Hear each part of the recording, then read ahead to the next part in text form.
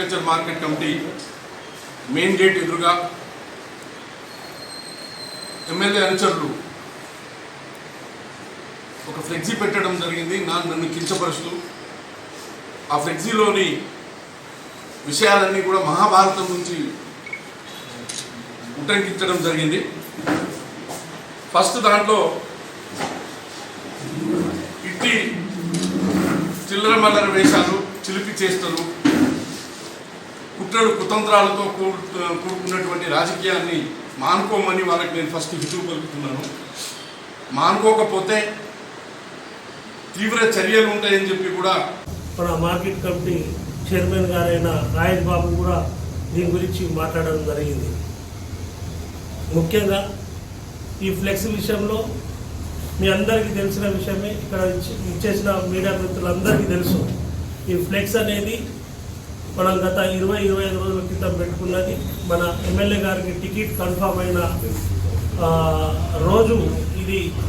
మనము ఆ రోజు తెల్లారి పొద్దున ఫ్లెక్స్ కట్టడం జరిగింది. అది కూడా ఎమ్మెల్యే గారి అభిమానంతో మరియు నాకు సంబంధించిన కార్యకర్తలు వాళ్ళు వాళ్ళ అభిమానం వ్యక్తపరచడానికి కట్టినది. అది ఎవరికో ఉద్దేశించింది కాదు, మరియు ఒక ప్రాంతంలో కట్టింది కాదు. అది బైసాలో పలు ప్రాంతాలలో కూడా ఏ ఉత్సవం కూడా జరుపుకున్నప్పుడు, ఏ కార్యక్రమం జరుపుకున్నప్పుడు కట్టే విధంగా కట్టడం జరిగింది. ముఖ్యంగా ఎవరికి ఉద్దేశించింది కాదు, ఎవరి వ్యక్తిగతంగా ఎవరికి కించపరిచే విధంగా అయితే అస్సలు కాదు. మీరు చూస్తున్నారు, ఏదైనా కానీ ఇప్పుడున్న రోజులలో మన వ్యక్తపరిచే మన ఆనందం కానీ ఏదైనా సుఖం కానీ దుఃఖం కానీ వ్యక్తపరచడానికి సోషల్ మీడియా అనేది ఒకటి మనము ఇప్పుడున్న జనరేషన్లో అది ముందుంటుంది. దాంట్లోనే భాగంగా మనము 21వ తారీఖు రోజు కూడా ఇది నా వ్యక్తిగత ఫేస్బుక్ అకౌంట్లో కూడా పెట్టడం జరిగింది. రిపోర్టర్స్ అందరికీ తెలుసు.